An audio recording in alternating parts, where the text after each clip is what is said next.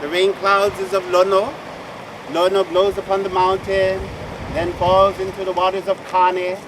Waters of Kane flows all the way into the waters of Kanaloa. Evaporation occurs, then the cycle goes on. It's called the water cycle. But the chant that I will be doing speaks of this water cycle. That's your Kuleana today. Trying to figure out how we can mala mawai. So I am here to just get you ready. So you gotta get ready. Even though you're late, get ready.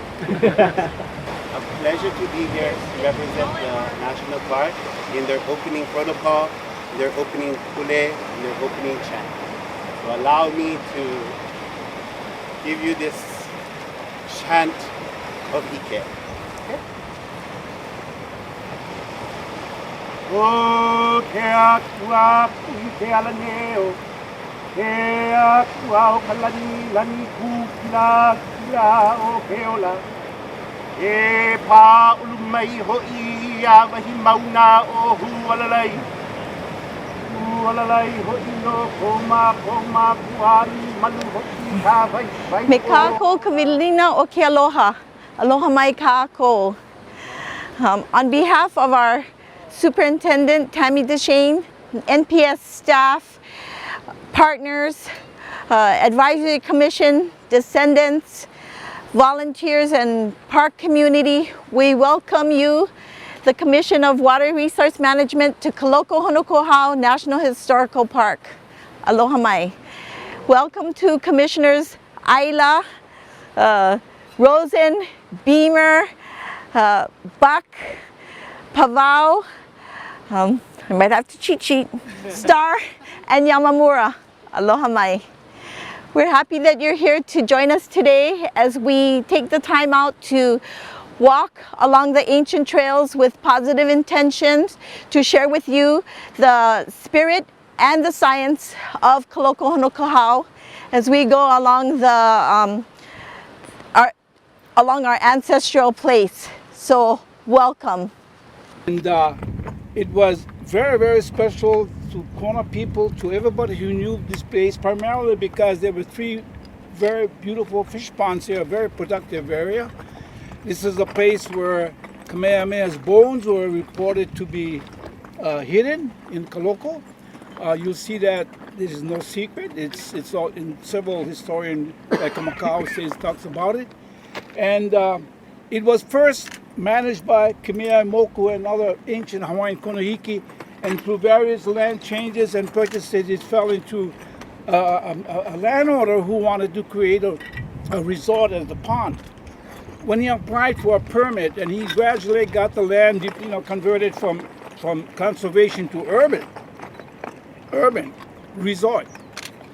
He quietly got recreational permit to have recreation use of the pond. He began dredging it, and then when he asked to remove portions of the ancient kuapa fish, the wall, he needed a permit from the Corps of Engineers, and that triggered Section 106.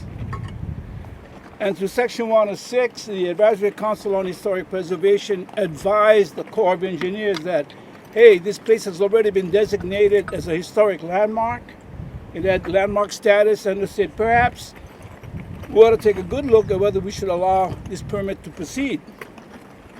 Patsy Mink learned of it and said, why don't we ask the Hawaiians what they think of it? So she created a bill that created the Honokohau Study Advisory Commission, and the bill said there should be 14 Native Hawaiians, and by Native Hawaiians they meant those with 50% blood. The commission met over a 2-year period.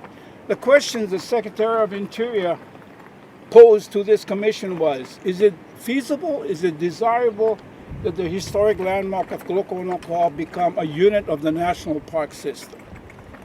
We met, and it was my pleasure to be part of that commission 40 years ago. And they were composed of Kona Kupuna. I mean, these are real revered people like Iolani Luahine, George Penehaka, Naope, Arthur Chan and Homa Hayes and Mauna Roy, Filipo Springer, Hannah's father here. And this Kona people, among others, it is feasible. Yes, it is very desirable. And one of the things we said it should be is because of these ponds.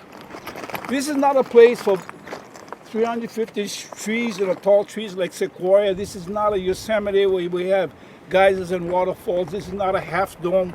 Yeah, there's no big monuments, but what is here is a remnants of a civilization of Kupuna who industriously and with ingenuity made this harsh environment thrive. And what the commissioners found here, walking on the trails that you did, was not these magnificent physical monuments, but an enduring spirit of our kupuna. And that resulted in what we call the Spirit Report. And others who worked with us were all Hawaiians. The illustrator was Herb Kane. Some of our writers was John Waihee. Yes, he later on became governor. John Waihee was part of the team. Steve Morse. The architect was George Keko'olani. But the point I think I'm trying to make here is that it was a special place for many, many years. It was recognized by Congress, by the Advisory Council, by the state of Hawaii. And fortunately, there were laws in place that said before you do anything to a historic place like this, you should get the advice of the Advisory Council on Historic Preservation. And in their wisdom, they said, well, why don't we ask the Hawaiians? So who created this park? Your Hawaiian kupuna. And later on, we'll talk about what that report said. What did it recommend? Especially in terms of water. Because there's no question the spirit of this place would be dead and desolate and destroyed if it wasn't for the continuous flow of waters that, in the cycle that, our kupuna and our chanter just gave to us this morning. So, in a nutshell, folks, the park was created by Hawaiians. The recommendations that bring us here today were recommended by Native Hawaiians, not by some bureaucrats in Washington. It was by Native Hawaiians from Kona, from Hawaii, who said, this is a special place, let's make it into a national park and keep it that way. This is one of our anchor line pools in the park. We have over 186 anchor line pools that are identified, mapped, and have some data on. There are other anchor line pools in the park that we have not yet done so for. This pool in particular, well, all right, so we have 186 plus pools in the park. Anchor line pools are extremely rare habitat worldwide. In the United States, they're only found in the state of Hawaii. And this island has the majority of pools in the state because of its youthful age in terms of lava. This pond, so anchor line pools in general are habitat for rare endemic insects, mollusks, that's your snails, and crustaceans. And many of those are extremely rare. At this pond in particular, we have two candidate endangered species, the orange-black damselfly and the Ophiulla metapateus lohena. And there's also two, since we've been here, two native, oh, you took that from me, thank you. Didn't even realize. Two, I won't forget the plants. The plant person wants me to remember the plants. But first, the native dragon, where is he? David. Dragonflies, thank you. With the park and with Uncle Peter, I became fascinated with the artwork of these stones. So for being here, my love and passion is what I love to do. So from what they taught me, I'm taking it on and passing it on to my crew members, which back there I couldn't introduce them, but they have to go. That's Kendo Kang and that's Stance Oyama. So being here, what we did is we took apart the wall, took all the sand out to get the flow back in this pond. We put the stones back in to get the flow. Uncle Peter knew the height because he was here when he was small. He knew where it started off and where it ended. So it was all his Manawa knowledge, just following him and his tutelage onto us. As he passed away and Jay left, I took over right now and just kept the spirit going and continue onward. Actually, all these stones he's standing on right now, where this mangrove, not mangrove, but this is this grass area right here, or this area where the algae is. All these stones was in that area, and we have to take each of them out. All the stones you see in the middle was in the ocean, 40 feet. This was a big hole. never have nothing. The water would just go straight through. Months in, months we would dive, OO bar, goggles, just roll the stones in until we get the big pohaku. That's when we got our excavator. So back then had 1,000 Hawaiians, we only had 3. Sharing mana'o on the rebuilding of a fish pond wall, the types and techniques, as long with the fish pond. One of the things I learned is the mullet. It has like this, they call it bites or bacteria on it. So you see them jumping. One of the things they say is that when it jumps, has these mites on it that hits the water, it tends to take the mites off. And a marine biologist at that time showed us pictures of the fish having like kakio, or what do you say, holes in the body from the bacteria or from outside in the ocean. But the one thing the Hawaiians found out in all fish ponds is where the ponds is and where the brackish water is, these mullets, fish, even with the ava, would cleanse itself. By cleansing itself in the fresh water, that would kill all the mites and keep the fish flourishing. Feeding Kamehameha, the ali'i is the chief, the queen, and these stones here, even being set and moved by Kamehameha and the chief. So just this is one big sacred area of putting the stones back and touching from what our ancestors did a long time ago. So by keeping that intact and keeping the fish pond, you just, for generations to come, just keep it flourishing. So without the fresh water, we wouldn't have fish. The Hawaiians wouldn't have food to eat. But what we have now is just a continuous, on generations to come, just keep flourishing and keep the tradition alive. So is it all dry stack? All dry stack. No cement. Water flow through, yeah. Through the makaha. We don't have. Yeah, when the tide comes up, it flows through the front areas and towards the end of the wall. So it acts like a filter out the fish pond. So there's 2 makaha. 2 makaha, one here and one towards the end on the north end. Where the wall kind of sticks out into the fish pond. So every year we get storm damage, and we finished the wall in 2011 for the first time, and cap top everything in history. And because of the swells, I mean, it's just a matter of us keep coming back and repairing, we stabilize, and just keep it going. What we're going to talk about now is some of the intertidal, near shore, and coastal environments. So I'd like to introduce Sally Beavers again, and then we'll also hear from Dr. Eric Grossman of the USGS, and then we'll hear from Dr. Darcy Hu about bird species and bird habitat. So thank you. Thank you. So I guess we're not going to make it all the way down to Aimakapa today, but when you come out of the Palau, look down the beach and you'll see a sand berm, and the fish pond is right down there. And Darcy will be talking a little bit about that. Just before we get started on nearshore stuff, Tyler, will you just give us an orientation of the fish trap?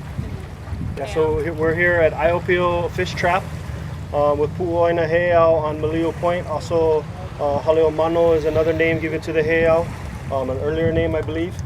Aiopio Fish Trap is constructed of the seawall coming off of Malio Point, coming kind of around to the shoreline, and then there's a series of enclosures or pens that kind of circular go back to the heiau.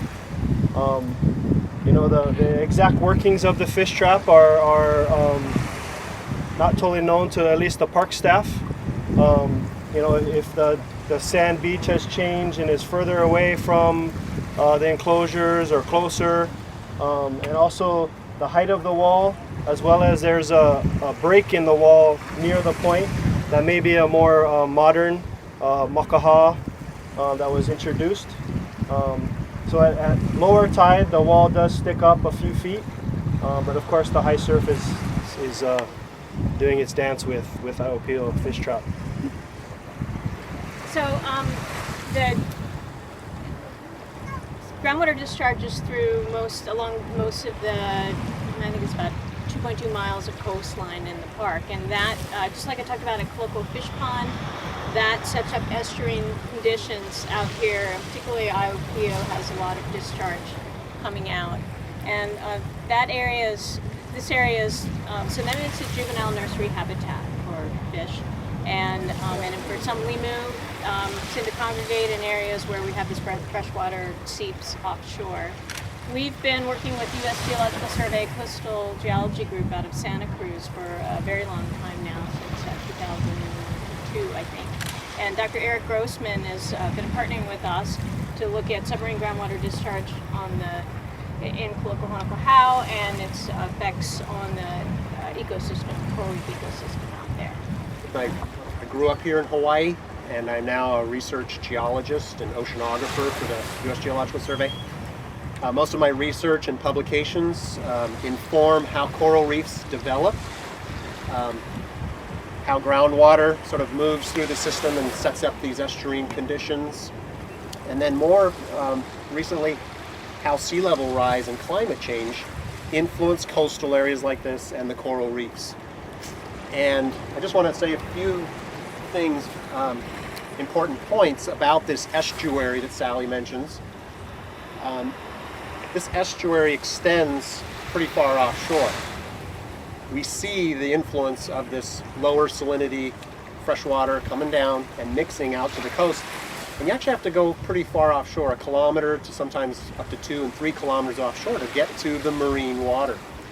And it's thin out there, and it's a little thicker near shore.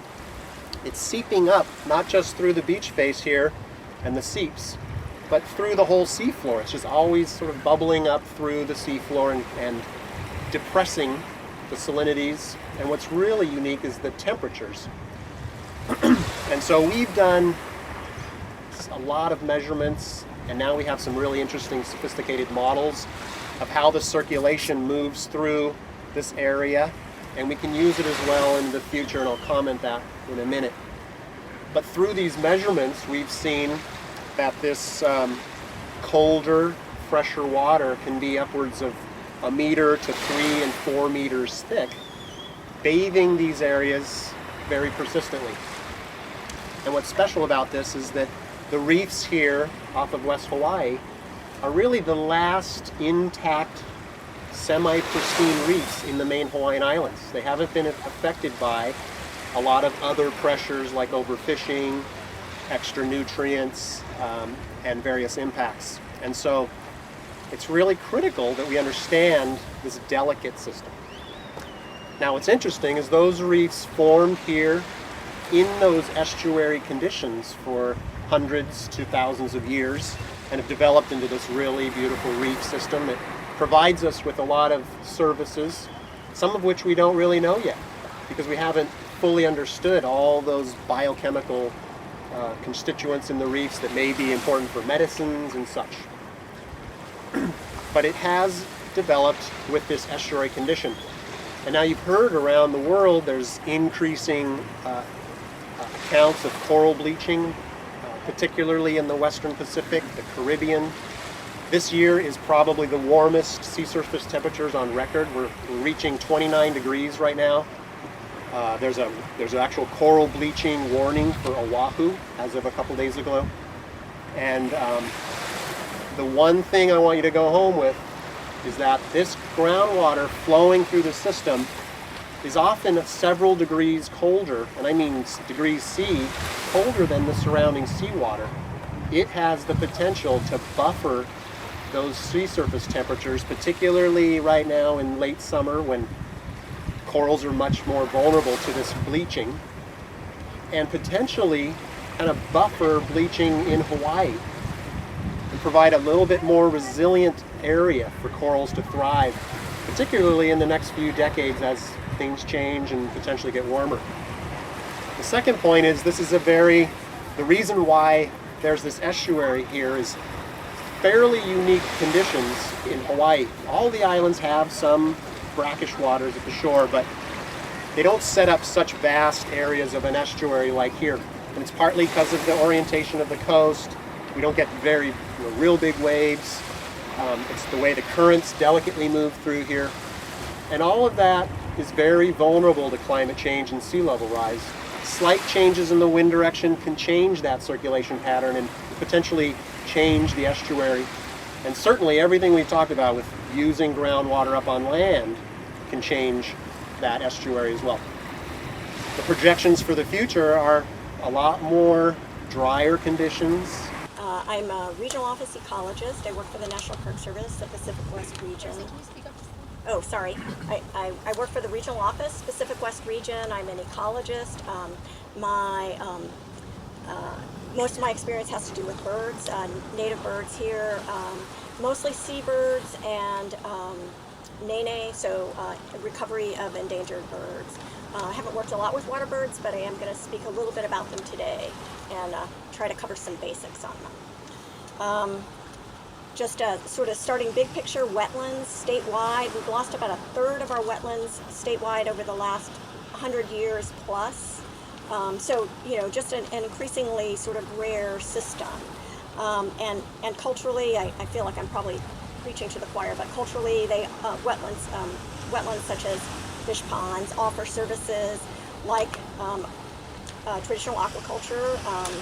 They grow materials, Makaloa sedge, and they house species that have importance in native traditions and sayings, Alku'u and Alai Ko'ikoe, Alai Ula. Biologically, they are also rich, and in particular, I think the wetlands here are really the hot spot for surviving native bird species. So I'm talking everything from migratory shorebirds, migratory waterfowl, as well as the endemic waterfowl that we have. Really, there aren't too many other places where you can go in the lowlands and see so many native bird species. This island has very limited wetlands, I think really because of its young substrate. So just sort of speaking to the importance of the wetlands here and a few others along the coast, to certainly the leeward side of the island, but the whole island, really. There are a few wetlands that are just very important. Aimakapa and Koloko are two of them, and their importance is kind of highlighted in the recovery plan for the endemic water birds. And so they've been designated as core wetlands, and that has a specific meaning, and what it denotes is that those wetlands are essential to recover the numbers of birds needed to attain recovered status. So really, without those wetlands, those species are unlikely to recover. And when I say those species, I'll just kind of confine it to the species that are important to this park. And so that's Hawaiian coot and Hawaiian stilt, two endemic endangered water birds. So endangered both state and federally. The habitat needs for both of them are similar. Coots like sort of deeper water, less than a foot up to 4 feet. They like this mix of open water and emergent vegetation. They have these lobed feet, and they don't take off very well, so they need sort of an aquatic runway. So they like this, you know, enough open water to do that. They're omnivorous. They feed on aquatic plants, animals. Their diet's actually not very well known. There's still, you know, a lot about these birds that we don't really understand. They will feed, and you can see them in Aimakapa. So they really prefer fresh water and fresher water. Brackish, they'll definitely use brackish. Rarely see them in saline solution or saline situations, so saltwater, oceanic situations. And in fact, for nesting, the chicks need fresh water. So they really do need freshwater habitat in which to breed. And that's one of the goals of these core wetlands, is that they have to support breeding populations of these birds, because there really just are no other places where these birds can successfully reproduce. And like Sally said, you know, their young will recruit and their young will reproduce. You know, that's obviously how we have sustaining populations. Stilts, a little bit different. They like these very shallow mud flats where they feed on aquatic invertebrates and small fish. And stilts are have a little bit wider tolerance in terms of salinity. So you will see them and sometimes I've seen them, you know, in reef situations, but definitely freshwater, brackish, so all the way, the whole range. But for nesting, really, they too are very similar to coots in that they prefer freshwater. They will nest more in freshwater situations, and their nests will be more successful in freshwater situations. So I don't think we really understand whether the chicks drink fresh water, that kind of thing, but that's sort of what the observations support at this point. Let's see, was there anything else I was going to mention about them? The stilt is a subspecies of the blackneck stilt, which is found on the U.S. West Coast. And so the blackneck stilt, at least in the West, is one of the threats to that species. There is increased salinization of, on the West Coast. We're associated with, not necessarily the same situation here, but certainly what folks are observing there and what they are worried about is that changes their ecosystem there, and that's going to adversely impact mainland blackneck stilts. I don't know if we have that sort of precise information on Hawaiian stilts, but I think just based on what we know about their breeding sort of capabilities and the range of habitats they'll use, we do need fresh water. We don't see them nesting in Coloco, which is much more saline, Coloco fish pond. So we do see them nesting in Aimakapa. And same with the coots. The coots rarely use Coloco, that's Coots right? don't use Coloco. Right, Neither right. species, stilts forage at Coloco, Right, but there's right. no breeding there. And coots do not use Coloco, Yeah, it's so too salty. neither adults nor chicks, coot chicks. Sorry, I'm not as familiar with the coot and stilt. Is this alku'u and? No, alku'u is a black-crowned night heron. Okay. So that's a Can you just tell me the Hawaiian name? alai ko'e and io, and I might not be pronouncing the stilt correctly because I really don't hear people using that name.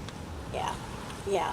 So the stilts have these long pink legs, stilts, and they like the shallow water. They really don't like to get their breast and belly feathers wet, and so they will forage in more salty situations, but their chicks can't handle that. So for breeding, they really do need this fresh and fresher situations. And just really quickly, the last thing I was going to mention was amongst the threats to these water birds that I think is germane to the conversation I think you guys will have amongst you is habitat degradation. And so for these guys, because of their needs for breeding habitat, I think increasingly salty situations are not going to be good for these birds in terms of allowing them to breed and breed successfully. And also, obviously, water quality is important too.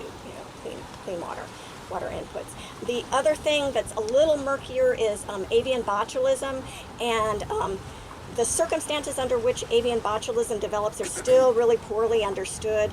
But there was a major botulism outbreak here in Aimakapa in 1996, and one of the sort of thoughts, it's speculative, published though, was that the fairly long drought up to that point had decreased freshwater inputs, both directly from rainfall and from groundwater inputs, and that may have contributed to the conditions that led to the outbreak. So, when we don't understand that, I think it's something to keep in mind, and more work is done all the time, so perhaps that will become clearer in the future.